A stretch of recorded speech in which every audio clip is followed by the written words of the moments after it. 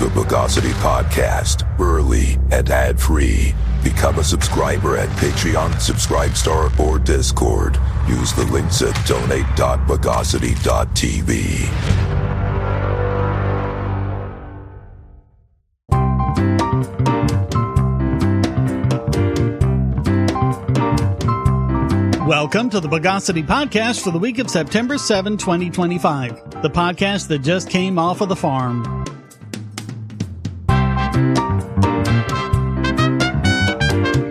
This is your host, Shane Killian. Let's collocate the news of the bogus.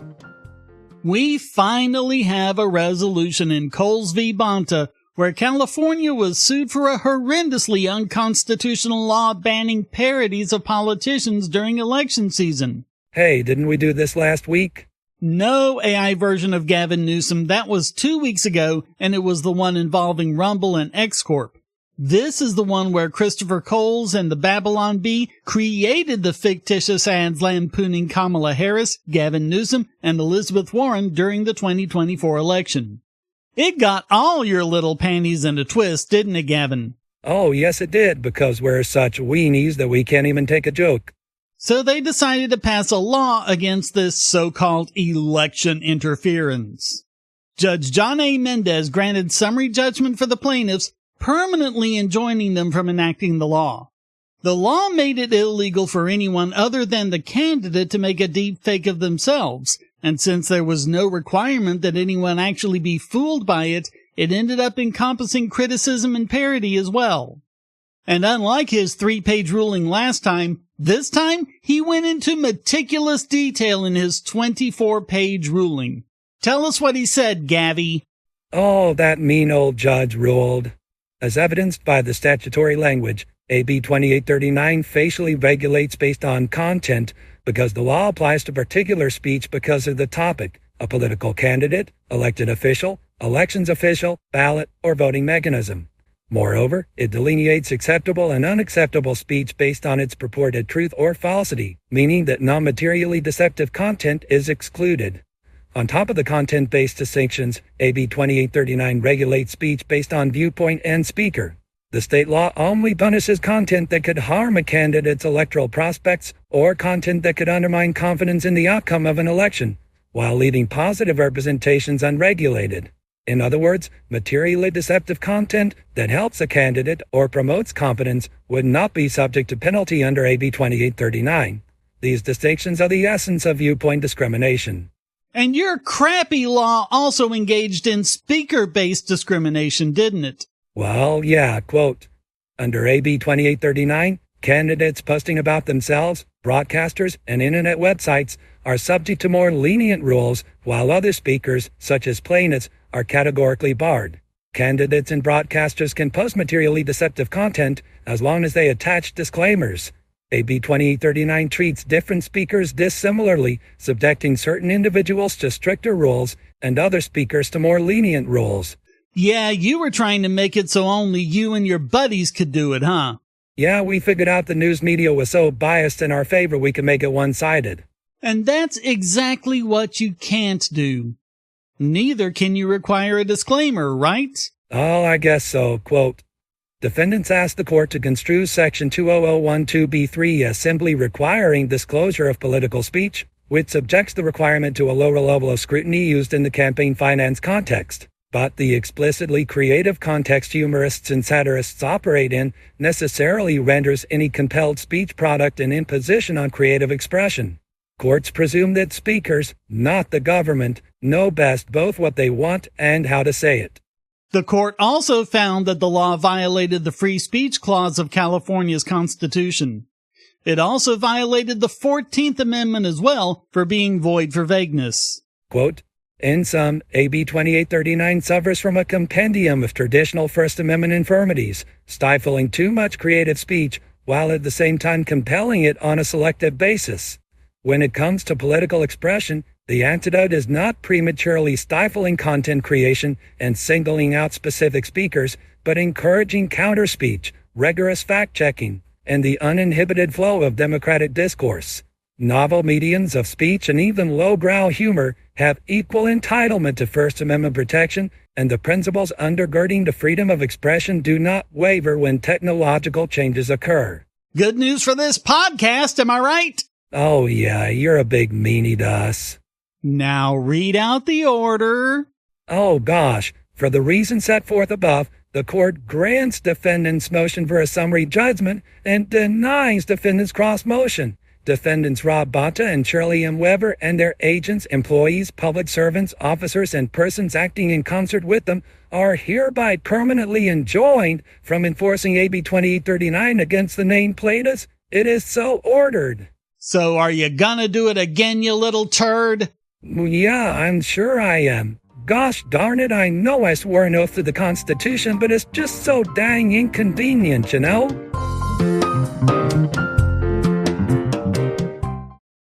Presenting the greatest game this side of Yugoth. You are H.P. Lovecraft's cat, and your name is Nick. Right, we can't say that on a podcast. Well, anyway, that's the point. Your name is a joke to him. So now, you are out for revenge. Using the Necronomicon, you come to the present day to buy a gun to go vanquish him once and for all. But the Necronomicon is devious, and it summoned Lovecraft's monsters as well. Now, in a crumbling world, you must fight for the revenge you seek. Fight monsters, gain allies, buy guns and armor for yourself and your team. Defeat the bosses of each level. Then get your revenge against Lovecraft himself. Play Lovecraft's cat. The link is at cat.bogosity.tv. Yeah, we're doing cat.bogosity.tv, not that other one. What, you want me to get kicked off the internet or something?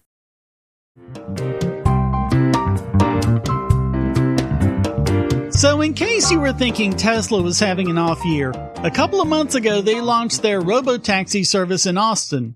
This is where they have a bunch of Model Ys cruising driverlessly around Austin, which can be hailed by users of the app.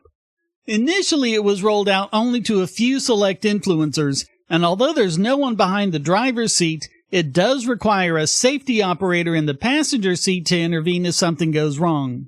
After expanding their service area a couple of times, we won't go into the shapes they made, they've now opened up their driverless ride-hailing service to everyone. But the big news is not what Tesla is doing, but what regulators have allowed. The Texas Department of Licensing and Regulation, yes, that spells out TLDR, has allowed them to operate the robotaxi service anywhere in the state, setting them up as statewide competition for Uber and Lyft. A new Texas law about driverless taxis mandates permitting and oversight requirements, but Tesla has met these. It's not quite fully autonomous. That will require a separate authorization from the Texas DMV, but it does allow them to be driven without human safety drivers. Elon Musk said on X, "The safety driver is just there for the first few months to be extra safe. Should be no safety driver by end of year." Which means that both the region in Austin in which robotaxi operates, already a larger region than Waymo, and the presence of the safety operators are not imposed by regulators. They're self-imposed limitations by Tesla out of an abundance of safety. They've also released a ride-sharing service in the Bay Area, but due to California restrictions, a safety driver is required. Damn, California, always holding everyone back. Yeah, we're such wimps, I know. Robotaxi has expanded to 171 square miles of Austin, which now includes the Austin airport. The exciting part is, once they feel they can remove the safety operator, the only thing standing in the way of how quickly they can expand is how many Model Ys they can roll out of the Gigafactory. There will also be the option for Tesla owners to add their own car to the ride-sharing service. All of that means the rides should cost less than Uber or Lyft, which is interesting because Waymos operate through Uber's service in Austin, yet they cost more. We'll have to see what happens, but one thing's for sure and two things for certain, the future is coming. Yeah, I'm just too scared of the future, so you might have to wait a while for California.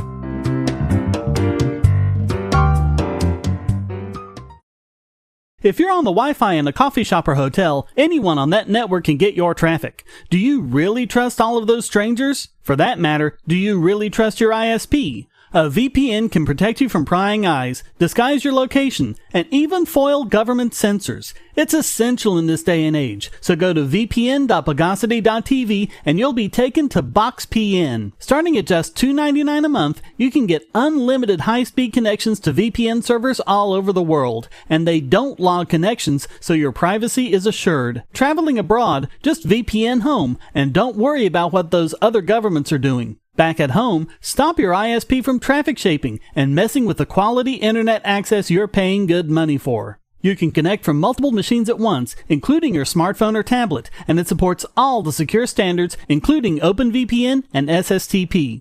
Bypass censors and surveillance with your own secure VPN connection. Go to vpn.bogosity.tv.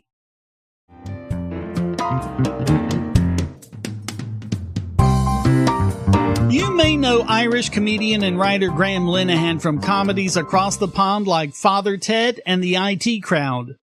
He was coming back from America and landed in Heathrow Airport, where he was suddenly arrested for tweeting. A major free speech violation. It wasn't my fault this time. Linehan posted the story to his Substack. The moment I stepped off the plane at Heathrow, 5 armed police officers were waiting. Not 1, not 2, 5. They escorted me to a private area and told me I was under arrest for 3 tweets. In a country where pedophiles escape sentencing, where knife crime is out of control, where women are assaulted and harassed every time they gather to speak, the state had mobilized 5 armed officers to arrest a comedy writer for this tweet. And no, I promise you, I am not making this up. The first tweet read, "If a trans-identified male is in a female-only space, he is committing a violent, abusive act. Make a scene, call the cops, and if all else fails, punch him in the balls." His next tweet had a picture of a crowd of trans protesters in Oxford Street, London, with text he added saying, "A photo you can smell." His third tweet was a follow-up to the second where he said, quote, "I hate them, misogynists and homophobes. Fuck 'em." One thing he noted about the police was how kind and actually sort of baffled they were. They didn't seem to really understand why they were arresting him. They were just good little soldiers following orders. Linehan wrote, "The police themselves, for the most part, were consistently decent throughout this farce. Some were even Father Ted fans. Thank God the Catholic Church never had with the police the special relationship granted to trans activists. The male officers were mostly polite, but clearly nonplussed by the politics of it all, just doing their jobs, however insane those jobs have become. They were even nice enough to let him take a van from the tarmac so he didn't have to be perp-walked. And then, when the interview came, the politeness was gone." Quote, "The officer conducting it asked about each of the terrible tweets in turn, with the sort of earnest intensity usually reserved for discussing something serious like, oh, I don't know, crime? I explained that the punch tweet was a serious point made with a joke. Men who enter women's spaces are abusers, and they need to be challenged every time. The punch in the bollocks bit was about the height difference between men and women, the bollocks being closer to punch level for a woman defending her rights, and certainly not a call to violence. Not one of my best, as one of the female officers said, we're not that small." It got so bad his blood pressure spiked to over 200 and he was sent to A&E for a possible stroke. Now he's out on bail with just one condition: no tweeting.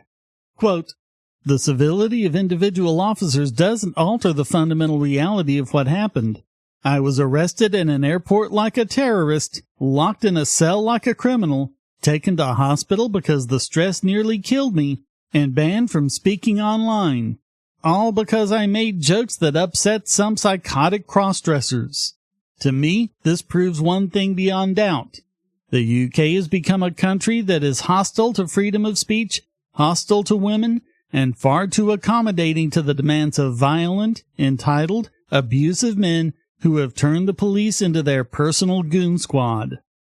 Linehan was spotted going into court with a sandwich board around his neck with a transgender flag on it and the words, "There is no such thing as a transgender child." Our founders demanded a Bill of Rights because they thought the English Bill of Rights wasn't enough. You can see their point. This is pure speech, nothing else. If Britain never was a civilized nation, it isn't anymore.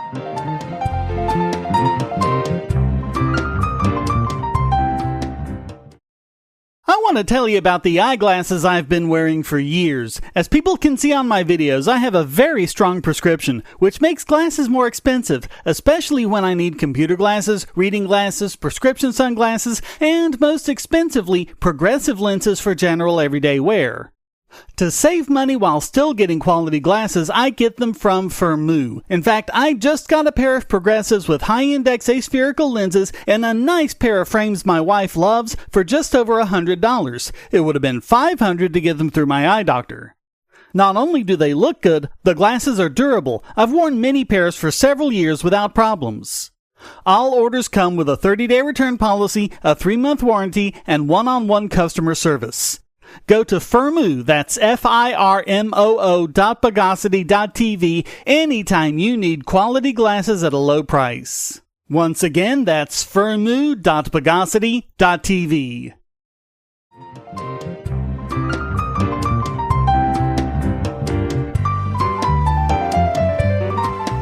And now it's time to retrosurate this week's biggest Bogon emitter.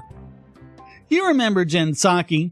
She was Biden's first press secretary who established the administration's policy of not answering a damn thing, and before then was the spokesperson for the State Department while the U.S. was being involved in the Euromaidan coup in Ukraine, giving her department's spin on their interference.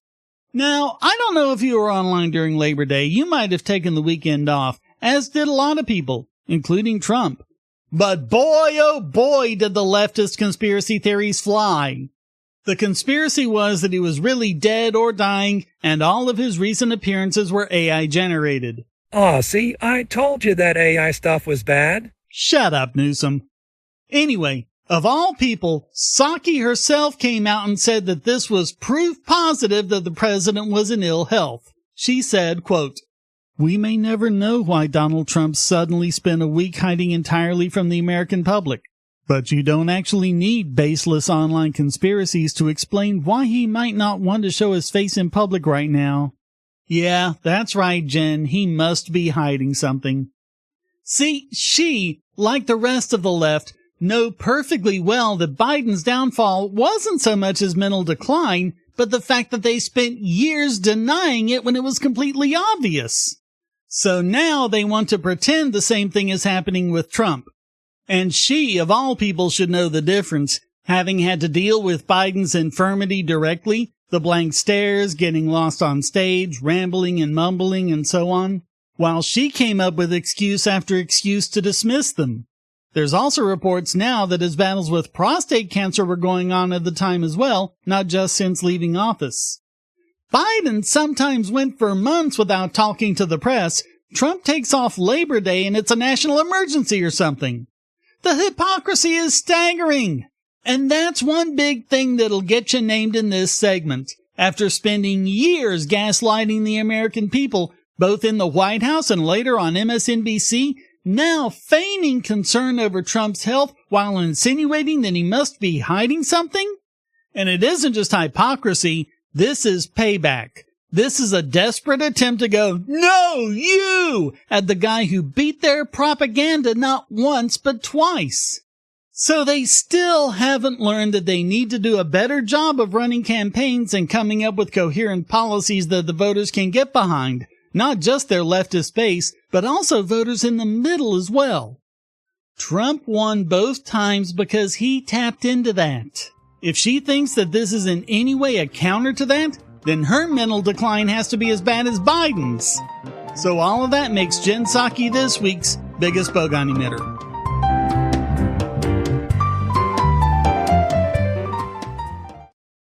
Do you have children, or nieces or nephews? Are you homeschooling, or just want to counter some of the socialist indoctrination most children get in school? If so, go to Bogosity.tv/TuttleTwins, and you'll be taken to a website where you can get some great books for elementary-aged children. The Tuttle Twins books are books about liberty and free market economics that include children's versions of Bastiat's The Law, Leonard Read's I, Pencil, and Hayek's The Road to Serfdom, as well as books about the Federal Reserve and how regulations protect business cronies. They'll learn about the harm caused by eminent domain, or regulations passed in the name of safety, and fundamental concepts of liberty. And as you can see from the sample pages on the website, they're all easy to read and nicely illustrated. They're just $9.99 a piece, or get a special discount as well as free bonuses when you purchase all 5. You can even buy in bulk to donate to schools and local libraries. So get the Tuttle Twins books at Bogosity.tv/TuttleTwins.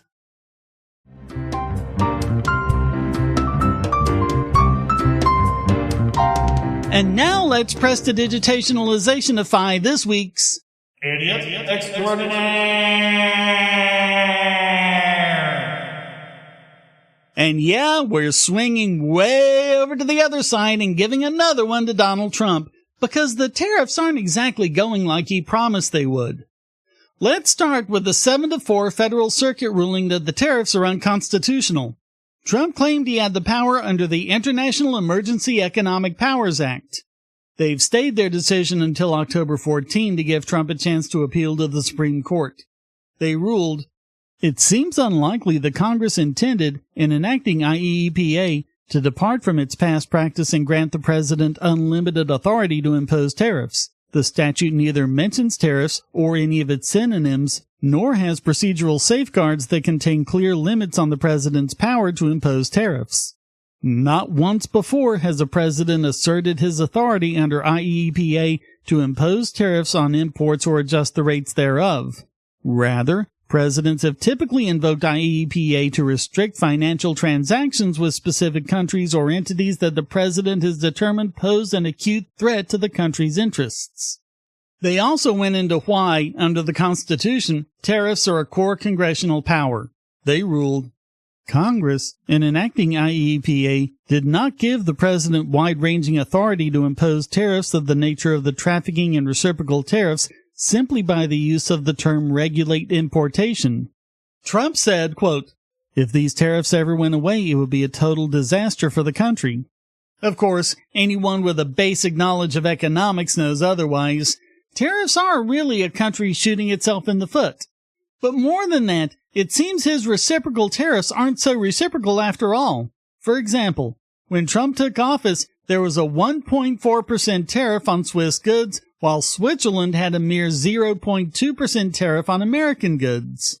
To be reciprocal, Trump would have had to lower Swiss tariffs.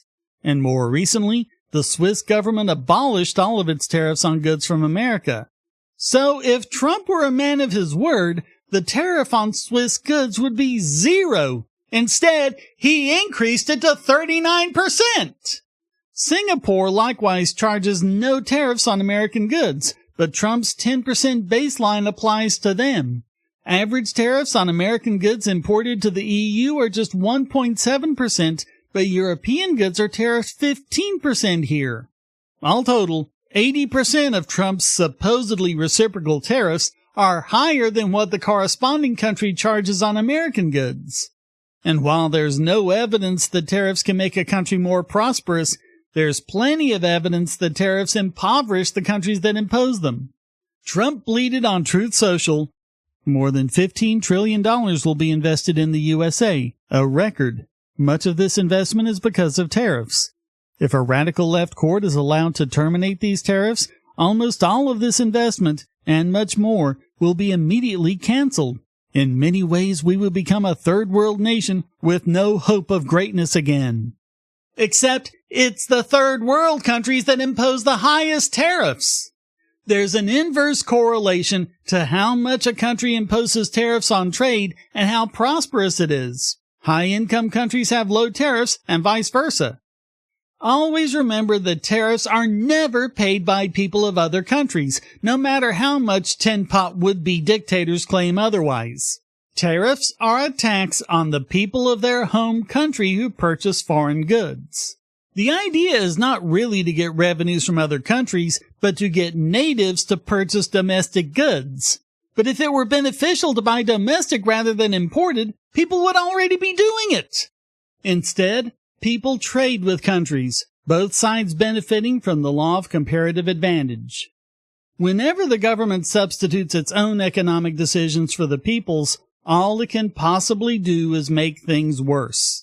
It's often been remarked that no one wins a trade war. Countries always benefit with free trade, and the country that imposes barriers to free trade only hurts itself. So all of that makes Donald Trump this week's Idiot Extraordinaire.